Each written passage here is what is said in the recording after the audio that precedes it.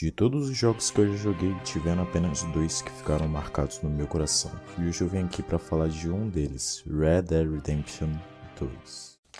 Entre vinganças vazias, assaltos a banco, roubos de trem, Red Dead Redemption fez algo diferente.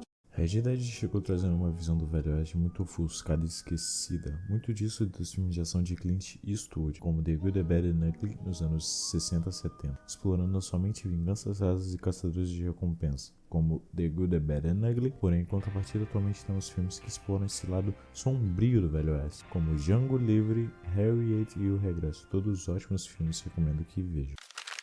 Red Dead 2 passa em 1899, ao fim do Velho Oeste, iniciando a transição para uma América civilizada de leis, onde as gangues restantes estavam sendo dizimadas, e é nesse meio onde nós estamos, membros da gangue Vanderlinde. A história de Red Dead 2 se passa em 1899 com a gangue Vanderlinde após o fracasso de um assalto ao barco em Blackwater, quase trazendo o fim do bando. A gangue é obrigada a fugir para o norte em meio a uma tempestade de neve. E um adendo acerca da história seria a linha de eventos, já que Red Dead 2 se passa antes do primeiro jogo, onde controlamos John Marston em busca de vingança aos ex-integrantes do grupo. Já nessa história, vemos o desenrolar de outra perspectiva, já aqui controlamos Arthur Morgan. I guess I'm afraid. Mas é claro que essa história não seria digna de um filme de Hollywood sem algo que nesse jogo tem de sobra e hoje em dia eu vejo em falta: o desenvolvimento de personagem. Eu posso resumir desenvolvimento de personagem em uma frase: começa com uma visão e termina com outra. De exemplo, nós temos Nathan Drake, Kratos, Joel e o nosso próprio Arthur Morgan no mundo dos jogos. E nesse quesito, a Rockstar não estava para brincadeira. Desde o início, o jogo dá indícios da importância de Arthur na trama e também nos mostra que Arthur não é um bom homem, mas porém de tudo não é mau, com ele constantemente enfatizando isso. You saved my life. You're a good man, and Here. You want a pen? It's one of them steel ones. Oh. That's very kind of you. But I'm not a good man, Jimmy Brooks. O jogo põe o nosso caráter à prova em muitos momentos, com boas e más ações. O jogo traz essa dualidade à tona e trabalha muito bem, onde as suas escolhas afetam tanto a forma que os NPCs interagem conosco e altera o final do jogo, entre o final bom e o final mau.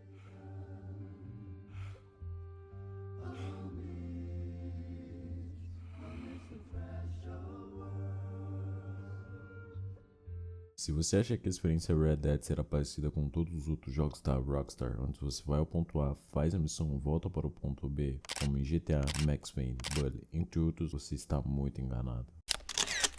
Entre as missões principais há missões secundárias que contam novas histórias. Red Dead está sempre querendo te contar algo. E exemplo, temos a missão secundária de achar as 3 pistas deixadas por um assassino em série, todas espalhadas pelo mapa, e as resolvendo, temos a localização do esconderijo do assassino. E lá vemos coisas grotescas e asquerosas. Acabamos lutando contra o assassino e o desmaiando, assim dando fim a uma série de assassinatos que aterrorizavam as cidades. Com isso dito, isso me abre uma pequena janela para falar acerca da narrativa do jogo.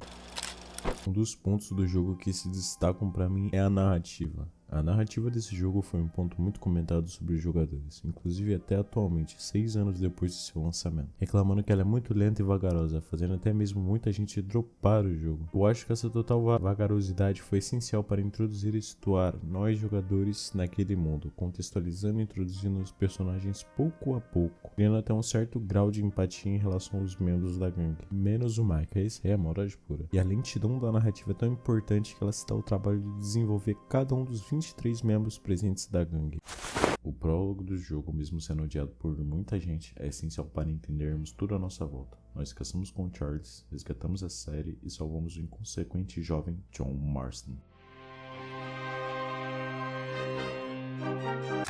Em cerca de 20 minutos de jogo, somos capazes de observar e conhecer mais acerca de cada personagem, cada um tendo suas histórias e seus passados. Nesse começo do jogo podemos conhecer um pouco mais sobre Arthur Morgan, um homem durão, inabalável, rude e grosseiro, porém que no fundo tem um bom coração, sempre se mostrando solícito e por perto. E quando os membros do bando precisarem, ele estará lá. Outra coisa interligada à história é a gameplay, que eu acho que fica um pouco de lado tendo em vista a história. Aprendemos a rastrear animais com Charles, aprendemos a atirar com Micah e Dutch no resgate da série. Aprendemos também a mecânica de combate corpo a corpo na briga do bar logo nos primeiros capítulos. Outro ponto louvável desse jogo são os gráficos, que são pontos comentados até hoje, com altíssimos níveis de detalhe que a Rockstar pôs nesse jogo, tendo coisas até recentemente descobertas, como se pode fazer um redemoinho dentro da água. Também o detalhe nos olhos de Arthur em quedas ou machucados, saindo até lágrimas. Uma frase que define isso é a atenção aos detalhes, a total preocupação que a Rockstar teve com a caracterização da época, música, roupas e a forma de falar daquela época. Algo que pra mim é mais memorável ainda do que a narrativa ou os gráficos são as músicas. Não há nada melhor do que chegar na mansão dos Braithwaite com uma música de western, dando uma enorme emoção de que algo épico está simplesmente prestes a acontecer, com alguns lindos vocais ecoando.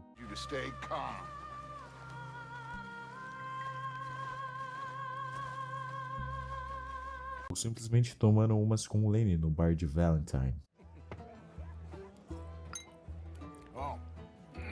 Ou simplesmente construindo uma casa em um pequeno rancho. Ou roubando o trem do maior magnata do West.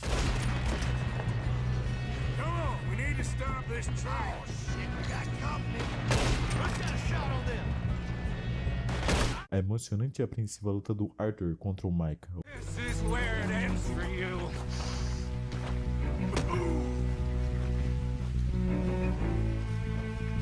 Ou então a tão merecida redenção.